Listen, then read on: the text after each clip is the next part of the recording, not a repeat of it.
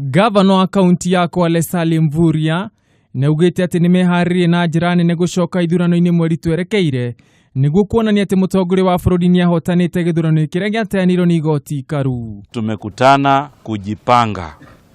Kwa hiyo tunataka kuhakikishia Wakenya wote kwamba hapa Kwale tuko tayari na kura ya tarehe 17 mwezi wa 10, na kutoka hapa tumekubaliana tunaenda mashinani ili kueneza kampeni ya Mheshimiwa Uhuru Kenyatta.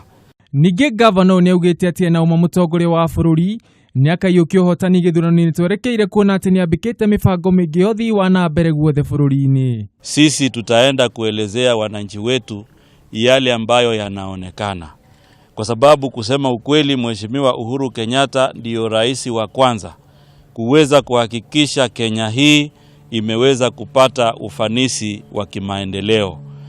Mwenaino wake munini wa gavana onake ni anyitete merio ya gavana Mvurya baru akiuga ati aikari gicigo giki magathura mutongoria wa bururi ni undu nowe tu uri na kioneki gio thii wa na mbere. Tarehe 17 Mheshimiwa Uhuru Kenyatta atapata kura ya Wakwale kwa sababu ya yale matendo ambayo ameyafanya. Sasa hivi Kwale ukitembea mataa yanang'ara, ukitembea hospitali inang'ara kwa sababu ya Uhuru Kenyatta. Atongoria agi aria mari ciama-ini iria nyitaga Jubilee baru gicigo-ini giki onao nimeranire kunyita mutongoria wa bururi baru gutigira na yoki uhotani.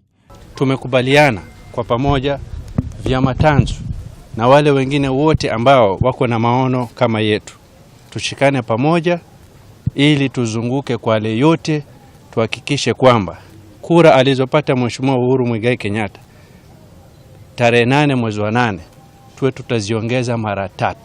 Giripotera Kameme TV, Ritoria kwa ni Ngugi wa Gatua.